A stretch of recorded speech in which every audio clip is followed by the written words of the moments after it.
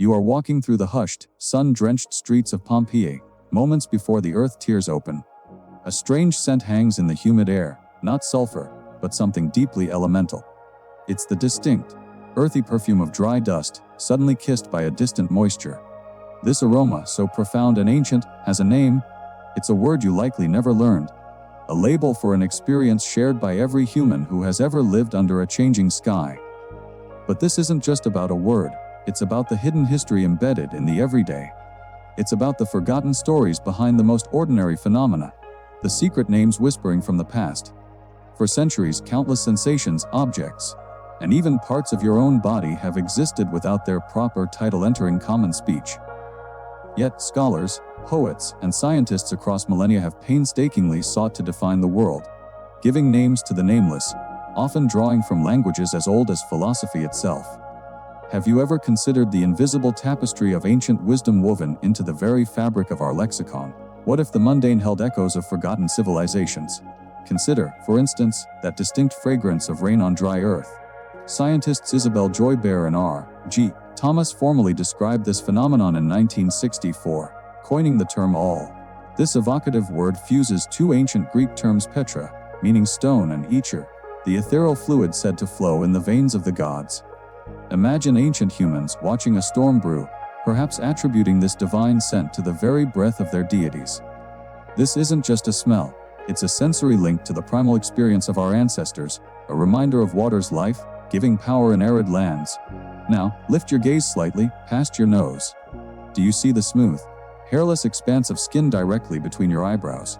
This small, often overlooked area also boasts a formal name, one derived from Latin that goes from glaber, meaning smooth or bald.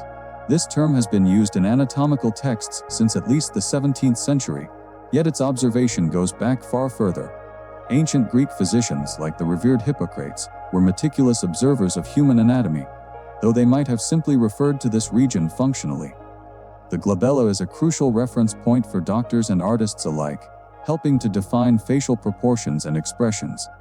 It is a silent canvas, reflecting your deepest thoughts without ever uttering a sound. Perhaps you're wearing shoes right now. Look closely at the end of a shoelace. That small, often plastic or metal sheath preventing the strands from unraveling. That is an eyes. This curious word traces its lineage back to the Old French word aiguillette, a diminutive of aiguille, meaning needle. Its history is far richer than you might imagine, stretching back to ancient times where similar decorative and functional tips adorned clothing laces and armor fastenings.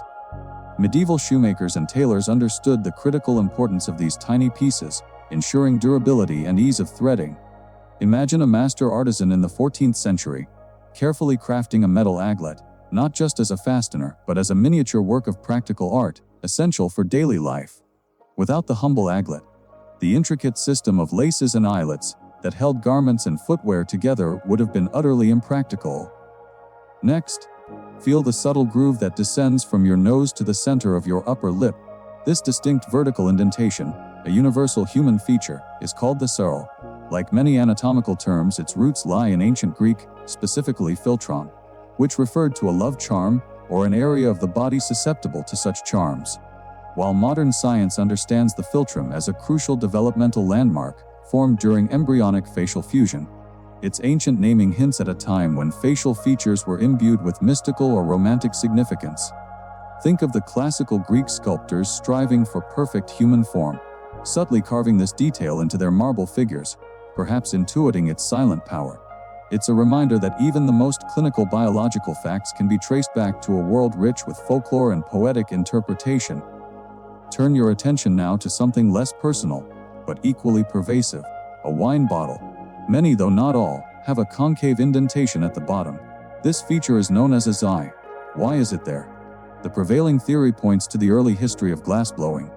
In ancient Roman times, glass was blown freehand, often resulting in uneven, unstable bases.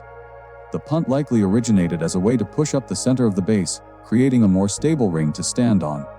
It also made the bottle stronger, less prone to cracking, and easier to grip for pouring. Imagine a Roman vintner in Gaul, carefully inspecting his amphorae and early glass bottles, ensuring his precious wine would travel safely to markets across the empire. The punt is a silent testament to centuries of trial and error in craftsmanship, an ergonomic and structural innovation born of necessity. As you gaze at maps, or perhaps reminisce about a journey, have you ever noticed a river that winds and snakes its way across the landscape? These graceful, looping bends in a river are known as azur. This geographical term holds a direct and fascinating link to ancient history. It is named after the Azur, a celebrated river in ancient Phrygia, now located in modern-day Turkey.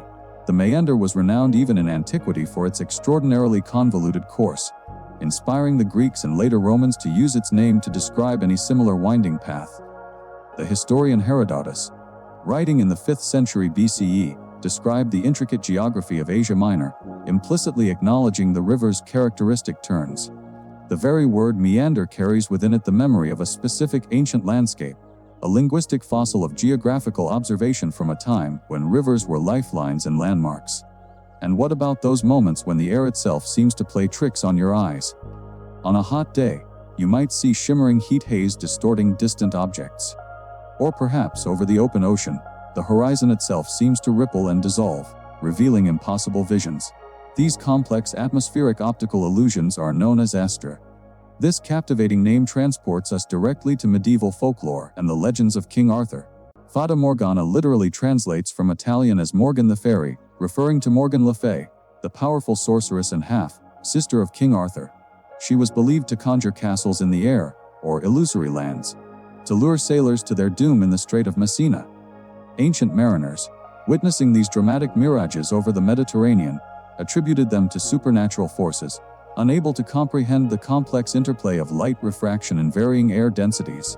The Fata Morgana is a window into a world where science was magic, and the unexplained was attributed to mythic beings.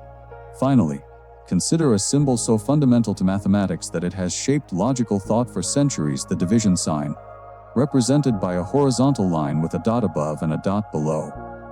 This symbol is formally called the us. Its origins are rooted in the scholarship of ancient Alexandria.